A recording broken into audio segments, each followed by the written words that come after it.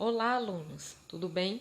Sejam bem-vindos a mais uma aula de língua portuguesa. Sou a professora Drusila, professora aqui do 8º ano, as turmas de 8º ano. E hoje eu vou aqui mostrar para vocês o terceiro módulo de língua portuguesa, certo?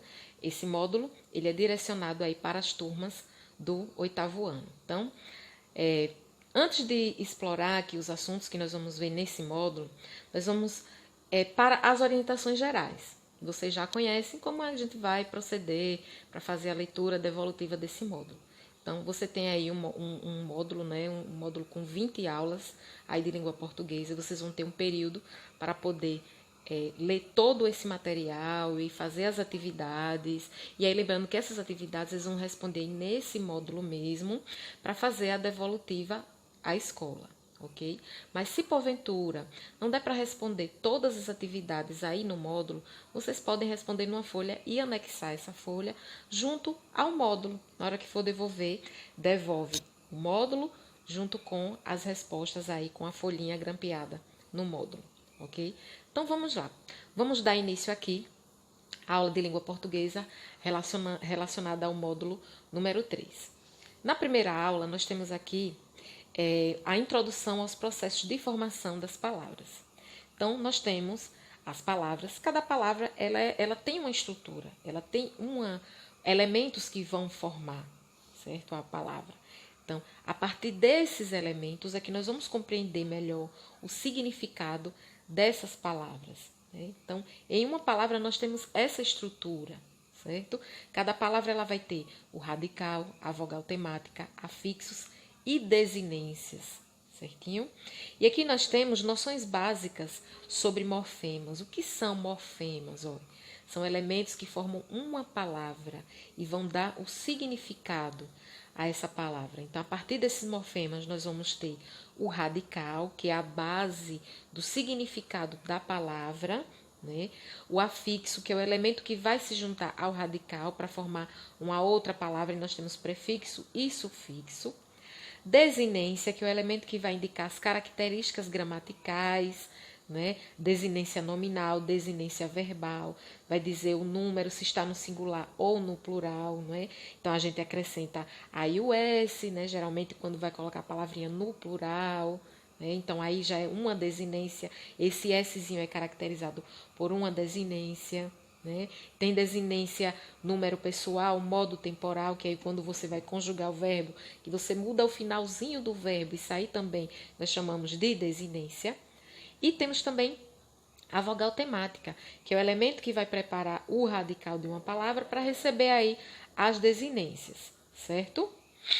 E aí vamos ver o conceito aí dos afixos. São morfemas, ou seja, são as menores partículas significativas da língua. Né? Juntos a um radical, os afixos formam a palavra. E aí nós temos um exemplo. Vamos ver isso aí de uma forma mais prática. Você tem a palavra pedra, que é a palavra primitiva. E você tem pedreira, que já é uma palavra derivada. Então, nesse exemplo, foi acrescentado o sufixo eira à palavra pedra. Por isso que ficou pedreira. Então, palavra primitiva, pedra. E a palavra derivada, pedreira. Então, você acrescentou um sufixo, que nós chamamos aí de afixos, né? Vocês viram agora que eu falei que os afixos, eles podem ser sufixos, quando eles são colocados depois do radical, ou prefixos antes aí do radical, certo? Os prefixos, eles são acrescentados antes do radical, como eu já falei, que é no exemplo aqui de desleal e ilegal. Então, você tem a palavra leal. Quando você acrescenta esse des aí na frente, trata-se de um prefixo que foi acrescentado ao radical. Então, fica a palavra desleal. Né? A mesma coisa ilegal. Tem a palavra legal. Aí você coloca o izinho na frente, que é um prefixo. A palavra já vai ser uma palavra derivada, ilegal, por causa desse acréscimo do prefixo, que vem, geralmente ele vem aqui na frente, a gente. O i é ilegal, ele veio na frente. Desleal veio antes, certo? O prefixo. E aí nós temos o conceito radical, prefixo e sufixo. Radical é a parte principal da palavra, sendo que as demais surgem de uma raiz, né? Como nós temos aqui o exemplo, gatinho, né? Nós temos a palavra, né, que é a raiz, que é o radical, que ele não vai mudar, né? Você tem até a letra T, é gato, esse inho, ele já vai dar a ideia de diminutivo, já foi um sufixo que foi acrescentado, certo? Temos aí os afixos, que eles podem ser prefixos e sufixos, como eu já expliquei. Olha aqui o exemplo, a palavra apadrinhar, né? Você tem esse apá, né? Esse a, ele vai ser o prefixo, que é colocado aí antes do radical. E o sufixo que vem depois aí do radical, ok? Temos aqui também as desinências e vogal temática. Desinências, a parte que define o número e gênero dos substantivos. Olha aqui o exemplo aí. Galos, plural de galo, né? Então a desinência, lembra que eu falei agora no início da aula? Quando você acrescenta esse S, você já está dizendo que existe mais de um galo. Então, você vai para o plural, né? Aqui você tem galinha, né? Então, esse aí acrescenta esse inha, é uma desinência de gênero, para mostrar que é o feminino de galo, né? Vogal temática é a vogal que liga o radical aos demais elementos. Então, você tem aqui, ó, cachorrinha. Então, esse A, ele vai ser aqui a vogal temática, certo? Aqui no radical. Cachorrinha. Esse K, esse A vai ser aí a vogal temática, ok? E aqui nós temos uma atividadezinha para a gente fixar esse assunto. Assinale o item que tem um erro quanto à análise da forma verbal. Então, vocês vão marcar a alternativa que está errada, certo? Se vocês observarem a explicação, pegar o material, ler direitinho, vocês não vão errar essa questão, ok? Aqui na aula número 9, nós temos os processos de formação das palavras. E aí nós temos o conceito do que são palavras primitivas e palavras derivadas. Como eu já falei no início da aula, né? As palavras primitivas, elas não são formadas a partir de outras. Então, você tem pedra, casa, paz. As derivadas, elas vão ser formadas a partir de outras que já existem, né? Olha aqui os exemplos. Pedrada, ferreiro, né? Que vai ser derivado aí de ferro. E outras palavras mais. Então, nós temos os processos básicos, né? A classificação básica da formação das palavras são esses dois processos, derivação e composição. E aí na derivação nós vamos ter derivação prefixal, sufixal, parasintética, regressiva, imprópria, e na composição nós vamos ter justaposição e aglutinação. Vamos ver primeiro aqui os processos de derivação, né?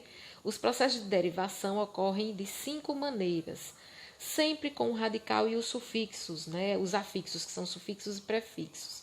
Então, derivação prefixal, quando você vai colocar um prefixo na palavra primitiva. Então, o prefixo ele vem antes. Olha aqui, ó, o exemplo que eu tinha dado, né? Infeliz, ó, você tem a palavra feliz, aí você acrescenta esse in na frente, ele tem a derivação prefixal. Essas que estão aqui negrito, aí esse em, esse ré, né, são prefixos que estão sendo colocados aí junto com o radical. Derivação sufixal, aí você tem o sufixo que ele vai ser acrescentado aí depois do radical. Vem geralmente no finalzinho aqui, ó. Tem aqui, beleza, o ex é um sufixo, estudante, o ante é um sufixo, felicidade, o dade vai ser um sufixo. Tem a derivação sufixal. A parasintética, nós temos a inclusão de um prefixo e um sufixo à palavra primitiva, né? E aí nós temos a inclusão dos dois, do prefixo e do sufixo. E aí fica a derivação parasintética. Lembrando que na derivação parasintética, se você retirar um ou outro, prefixo ou sufixo, fica uma palavra sem lógica, certo? Sem sentido. Agora, na derivação prefixal e sufixal, que tem os dois, se você tirar o prefixo ou sufixo, vai ficar uma palavra aí com sentido completo. Olha a dica, viu? Temos a derivação regressiva, que é uma redução, como o próprio nome já diz, né? Redução da palavra derivada por meio da retirada de uma parte, primitiva, né? Aí nós temos aqui, ó, uma parte da palavra primitiva. Você tem beijar, aí quando você reduz, faz essa regressão, fica beijo. Debater, e vai virar debate. Perder, vai virar perda. Lembrando, gente, que é perda, certo? Tem muita gente que fala errado aí essa palavrinha. Tem gente que diz assim, foi uma perca grande. Não é, está errado. Foi uma perda, viu? Olha a dica. E temos também a derivação imprópria, né? Que aí vai ter uma mudança na classe gramatical da palavra. Olha o exemplo, o jantar estava muito bom, o substantivo. Agora fui jantar ontem, né? Esse jantar já vai ser o verbo, ok? E aqui nós temos os outros processos de derivação, né? Que vai ser por composição, que é justaposição e aglutinação. Esses são mais simples. Justaposição, você tem a união dos termos, né? E os radicais, eles não vão sofrer qualquer alteração. Aqui é só você juntar os dois radicais, ó, surdo, mudo, guarda-chuva. Então, não tem alteração nenhuma. Agora, na aglutinação, você vai unir os termos e aí pelo menos um dos radicais ele vai sofrer alteração na estrutura. Por exemplo, aí, planalto é plano e alto. Quando junta, ele fica planalto. Então, ele sofreu uma mudançazinha aí na estrutura, né? Hidro e elétrica, quando você junta, fica aí, hidrelétrica. Né? Aqui nós temos no finalzinho uma videoaula que vocês vão assistir com muita atenção ainda sobre esse assunto.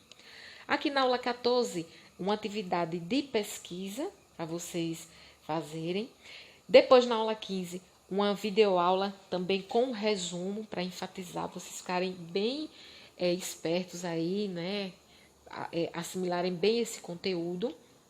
E aqui na aula 16 nós temos mecanismos de coesão, sinônimos, hiperônimos e hipônimos. E aí nós temos algumas questões que vocês vão olhar aqui, ó, o que é sinônimo e antônimo. Então vocês vão observar os sinais que foram usados na matemática, as palavrinhas que estão aqui para poder responder, né? E aqui mais uma questão com relação a esses emojis aqui, ó, tá vendo? Esses emojis que são bem famosos aí no WhatsApp que a gente utiliza. Aí vocês vão prestar atenção, vão responder a atividade. E aqui nós temos uma imagem com bebida, refrigerante e Coca-Cola.